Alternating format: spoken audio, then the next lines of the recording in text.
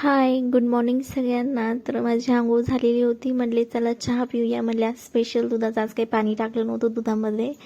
तर म्हटले चला चहा पिऊया. चहा बनवला आणि थंडी खूप वाजत होती. तर म्हणले चला शेकू म्हणले थोडं, पण त्याच्यात लाईट निघून गेली ती. आणि ह्या वर्षी ना खूप थंडी पडलेली आहे. मागच्या वर्षी एवढी थंडी नव्हती. आणि मागच्या वर्षी जेव्हा डिलिव्हरी झाली ती माझी, थंडीमध्येच होती, पण खूप थंडी वाजायची. चहा पिऊन झाला होता. म्हटले चला आता काम आवरून घेऊया. म्हटले परी झोपेल होती तोपर्यंत. एवढे सारे टॉवेल, सगळ्यांना एक एक स्पेशल टॉवेल लागतं. मी तर टॉवेल यूजच करत नाही. जे म्हणजे ड्रेस घातला आदल्या दिवशी त्याच ड्रेसनं अंग पुसती. टॉवेल भरपूर झालेले होते. हे माझ्या परीचं दुपटं होतं. आणि जेव्हा माझी डिलिव्हरी झाली 1-2 महिने झाले तेव्हा मम्मीने हे रेड कलरचं दुपटं घेतलं होतं आणि दीदीने हे पिंक कलरचं घेतलेलं होतं. आणि आमच्या घरामध्ये कसं आहे, किती का कामं आवरा, पण ते आवरल्यासारखं दिसतच नाही. कारण की आमच्या घरामधले जे लोक आहे ना, ते असे काम आवरू तर लागत नाही, पण काम जादा वाढून ठेवते. परीचे पप्पाची जिथं नाही तिथं कपडे राहते. कारण की ते आता सध्या आमचं घराचं काम चालू आहे ना, तर मग ते घरीच राहतात आणि त्यांचे कपडे कुठं पण राहतात. 3 टाइम त्यांचे कपडे ऊनच जातात. ते पलंगावरती खूप घाण झाली. मग मी चांगलं त्याला झटकून घेतलं आणि म्हटले चला त्याच्यावरती बेडशीट टाकून द्यावं. म्हटलं मग बेडशीट टाकलं. बेडशीट टाकून झालं तर मग आमच्या गोधड्यांचं पण घड्या घालून ठेवलं होतं साईडला. तर म्हणले ते ऊन पडलं की बाहेर मग तेव्हा टाकू म्हटले. पण आज आहे ना खूप आभाळ आलेलं होतं आणि ऊन सकाळपासून नव्हतंच. त्यामुळे म्हटले थोडं ऊन पडलं की मग बाहेरवरती टाकून येईन म्हटले. तर मग चला म्हटलं, मग स्वयंपाक पण बाकी होता तर कपडे भिजत घालून घेऊया म्हटले. कपडे भिजत टाकत होती आणि स्वयंपाक सकाळी काही केलं नव्हतं. परी झोपलेली होती. म्हटले पहिले हे कपडे धुवून घेऊया म्हटले, नंतर मग घरामधलं काम चालूच राहतं. मग परीला पण बघता येतं आणि स्वयंपाक पण करता येतो. असं मला कधी वाटलंही नाही. कारण की जेव्हापासून मी लग्न करून आली तेव्हापासून की मला कपडे धुवायला कमी राहतात म्हणून बकेट धुणं राहतं कधी पण धुवायला. आणि त्याच्यामध्ये मेन म्हणायला गेलं तर परीचे खूप जादा कपडे राहतात. कारण की ती सू करते, तिचे कपडे खूप जादा होतात तिचे. आणि तिचे जर का सूचे कपडे धुतले नाही तर मग खूप वास येतो आणि ते वापस घालायला चांगले पण वाटत नाही. त्यामुळं मग मी दररोज तिचे कपडे धुते. एक दिवस पण असं गेलं नाही की मी तिचे कपडे धुतलेले नाही आहे म्हणून. इथं मी कपडे धुवायला पाणी घेत आहे. एक टोकरभर घेतलं आणि याच्यामध्ये धुवून टाकून साईडला. परीचं स्वेटर खूप घाण झालं. म्हणजे 3-4 दिवस तेच घातलं होतं. एकच स्वेटर आहे तिला. म्हणजे असे 2 स्वेटर आणले होते. एक माझ्या आईनं आणलं होतं आणि एक माझ्या सासऱ्यानं आणलं होतं. पण एकदा छोटं आणि एक असं मोठं आणलं होतं त्यांनी. तर म्हणजे मोठं आणलं होतं ते होतं आणि जे छोटं होतं ते कुठं पडलं काय मी कुठं हारूनच गेलं ते. तर मग एकच स्वेटर आहे तिला आणि खूप घाण केलं तर तिनं. 3-4 दिवस तिच्या अंगात होतं ना, त्यामुळे म्हटलं चला हे धुवून घेऊया म्हटले आज. हे आमचं छोटंसं वाडगा आहे मागं. तर तिथं आम्ही कपडे टाकतो सुकायला. तर ऊन तर पडत नाही कारण की तिथं मागं एक मोठं झाड आहे. ती सावली पूर्ण त्या कपड्यावर पडते. ऊन तर अजिबात पडतच नाही. पण पुढे पण जागा नाही आहे म्हणून मागच कपडे सुकायला टाकावं लागतं. आणि तिथं वाडग्यामध्ये खूप सारे झाडं लावले. गुलाबाचं झाड आहे, जांबाचं झाड आहे, आणखीन भरपूर वांग्याचे झाडे, खूप सारे झाडं लावलेले आहे. मागे एक पडकं घर आहे. तिथं छोटीशी खिडकी दिसते, तुम्हाला बघतच असाल तुम्ही. तिथं म्हणजे मी वाडग्यात गेली का मला खूप भीती वाटते. त्या खिडकीमध्ये असं वाटतं कोणी बघतं की काय. खूप डेंजर वाटतं ते घर. त्या घरामध्ये कोणी राहतच नाही. आमचं घराचं काम वरती चालू आहे ना, त्यामुळं मग इथंच कपडे टाकावं लागते. नाही तर मग मी स्लॅबवर जाऊन टाकायची पहिले. तिथं म्हणजे सकाळी जर का आपण कपडे टाकायला सुकायला तर 12-1 वाजेपर्यंत कपडे सुकून जायचे. पण इथं असं आहे वाडग्यामध्ये की सकाळी जर का आपण 8 वाजता टाकले किंवा तुम्ही 7 वाजता टाका कपडे, पण ते 4-5 वाजेपर्यंत काही सुकत नाही. मग थोडे काही सुकलेलं असते का मग ते घरामध्ये वलाने बांधलेलं आहे, मग घरामध्येच टाकावं लागते रात्रभर. आता कसं थंडीचे दिवस आहे, बाहेर पण ठेवले कपडे तर ते धुईनं वापिस ते ओले होऊन जाते. त्यामुळं मग थोडे काही वल्ले आंबट वल्ले जर का असले तर बाहेर, तर मग ते घरामध्ये वालानी बांधलेलं आहे, मग तिथंच टाकावं लागते कपडे. मग रात्रभर घरातच सुकून जाते. बाहेर कपडे सुकायला टाकून दिले. ते म्हणले चला मग स्वयंपाक बनवून घेऊया.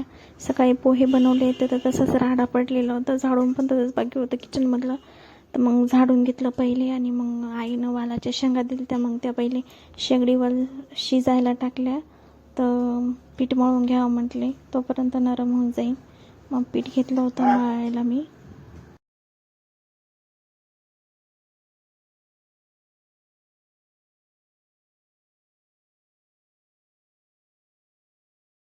सकाळी भांडे घासले होते आणि ते तसेच शिक्यामध्ये ठेवले होते, कारण की पाणी निथरायचं होतं त्यामुळं.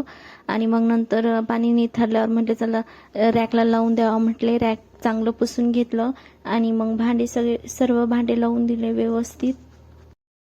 रॅकला भांडे व्यवस्थित लावून दिले. मग म्हटले चला पीठ भिजला असेल तर पोळ्या करून घेऊया म्हटले. तर मग आम्ही 3-4 जण होते. मग 3-4 जणांना जेवढ्या पोळ्या लागतात तेवढ्या मी पोळ्या करून घेतल्या.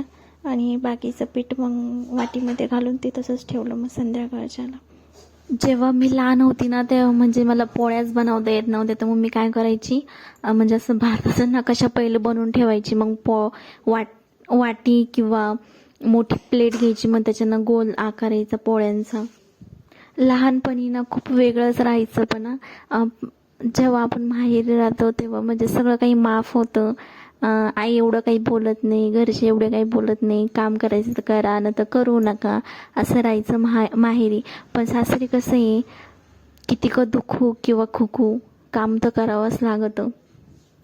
पण एक आहे की सुनाची जाणीव कोणाला राहतच नाही. तिनं किती का काम करा घरामधलं, पण असं म्हणतं की तू काय काम केलं, तू तर काहीच काम करत नाही, तू तर बसेलच राहती, असं तसं. नवरा पण असंच म्हणतो. आपण घरामधलं किती का काम करा, किंवा लहान मुलीचं बघा, घरातलं काम करा, त्यांचं तोंडी एकच राहतं की तू काहीच काम करत नाही, दिवसभर बसेलच राहते, घरामध्येच राहते, घरातलं काय एवढं काम राहतं, बाहेरचं काम किती राहतं, एक वेळेस बाहेरचं काम करून बघ. खूप बोलणे खावं लागतं. असं तर सर्वांच्याच घरात राहतं, माझ्याच नाही, पण प्रत्येकाच्या घरात हीच हालत आहे. परीच्या पप्पानं दुकानातून दूध आणून दिलं होतं. मग परी खेळत होती दुधासोबत. तर मी म्हटले काय करणार नाही, खेळणच म्हटली ती. आणि मी मोबाईल ऑन केला होता, तिला तेवढा आनंद झाला. तुम्हाला माहितीच आहे, मी तुम्हाला पहिल्या व्हिडिओमध्ये पण सांगितलं आहे की जेव्हा पण मोबाईलचा कॅमेरा ऑन झाला की तिला एवढी खुशी होती की बस कधी. मग मी तिला म्हटले हाय म्हण ना परी, तर ती हाय म्हणायची. म्हणजे जेव्हा तिचं मोबाईलकडे लक्ष गेलं की तेव्हा ती मोबाईलला हाय म्हणायची. ती खूप खुश व्हायची. मग माझ्या पोळ्या होऊन गेल्या. मग बाकीचं थोडं पीठ राहिलेलं होतं, मग मी ते वाटीमध्ये तसंच ठेवून दिलं. म्हणजे संध्याकाळच्याला काम येईल, कारण की शिळ्या पोळ्या पडला की शिळ्या पोळ्या कोणी खातच नाही. मग त्या ऑलरेडी पहिले 1-2 पडेल होत्या, मग त्या शिळ्या पोळ्या मी खाल्ल्या आणि बाकीच्या ताज्या होत्या, मग यांना बनवून ठेवल्या होत्या. आणि परी तर खेळतच होती.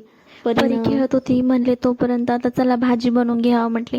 भाजीला तर असं चिंता पडती सकाळी उठून की काय बनावं म्हणून. तर मेथीची भाजी ती काल परवा घेतलेली होती, मग त्याच्यामधून थोडीफार ठेवलेली होती मी कोरडी बनवायला.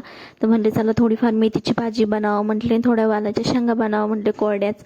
तर मग मेथीची भाजीला मी काय थोडी जिरे टाकते, तेल, जिरे आणि हिरव्या मिरच्या. बस. मला कांदा तर बिलकुल आवडत नाही, कारण की कांदा टाकला की मेथीच्या भाजीत ती गुळचट लागते, मग मला ती आवडत नाही.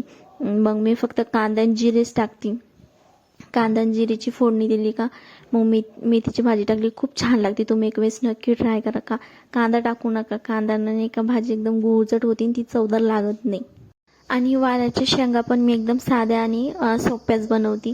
वालाच्या शेंगाला फक्त तेल टाकलं की थोडं मीठ, हळद आणि प्रवीण आणि मिरची पावडर, बस एवढंच टाकते, दुसरं काही टाकत नाही. मला शेंगदाणे पण आवडत नाही त्याच्यामध्ये एवढे, तर मग मी शेंगदाणे टाकतच नाही. बस मिरची पावडर, प्रवीण, आणि त्याच्यामध्ये पण खूप छान लागते. तुम्ही एक वेळेस नक्की ट्राय करा वालाच्या शेंगा. त्या पण तशा केल्या की मस्त लागते, छान लागतं. अचानक परीनं दूध सांडून टाकलं, सर्व दूध सांडून टाकलं. थोडं बाकी होतं, मग ते मी याच्यामध्ये पातेल्यात काढून घेतलं. तोपर्यंत तिनं सगळं दुधाचं सर्व इकडे तिकडं पांगून टाकलं.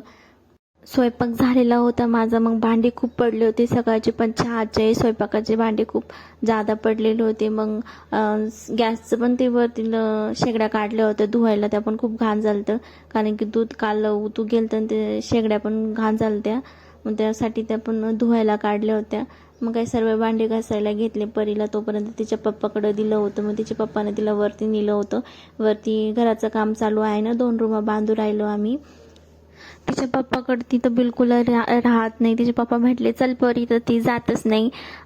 कारण की मग तिच्या पप्पाने तिला बळजबरी नेलं. तर मी म्हटले मला काम भरपूर बाकी म्हटले घरामधलं, तुम्ही तिला न्या म्हटले कसं का करून. मग तिनं तिच्या पप्पानं तिला वरती नेलं होतं परीला. मग आमच्या शेजारची एक मुलगी साक्षी, तिला पण संग नेलं वरती. मग ती दोघी जणी खेळत होत्या. तर मग मी भांडे आणि ते उरकून घेतलं. इथं भांडे जिथं भांडे घासते तिथं पण खूप घाण झालती. तर म्हटले चला पाणी टाकून ते पण धुवून घेऊया म्हटले, चांगलं स्वच्छ ते पण धुवून घेतलं. आणि मला आहे ना घर एकदम स्वच्छ आवडतं. घाण असलं की घरामध्ये मला बिलकुलही आवडत नाही. थोडी पण घाण झाली की मी पटकन आवरून घेते. सर्व कामं आवरले होते. तर म्हणले चला आता निवंत होती, परीला पण झोपू घातलं होतं. म्हणले चला डोकं विचारून घेऊया. डोक्यामध्ये खूप गुत्ता झालेला होता माझा, आणि मला डोक्याला तेल लावून बिलकुलही आवडत नाही. आणि डोक्याला मी लावलं तर महिन्यातून एकदा लावते तेल, नंतर डिलिव्हरीच्या पहिले माझे केस खूप म्हणजे शॉर्ट होते. आणि जेव्हा डिलिव्हरी झाली तेव्हा म्हणजे केस खूप वाढले माझे, खूप मोठे झाले. आणि मला ते कापायचे आहे. तर कमेंटमध्ये सांगा मी केस कापू की नको म्हणून. आजचा व्लॉग मी इथंच एंड करते. बाय बाय, भेटूया उद्या.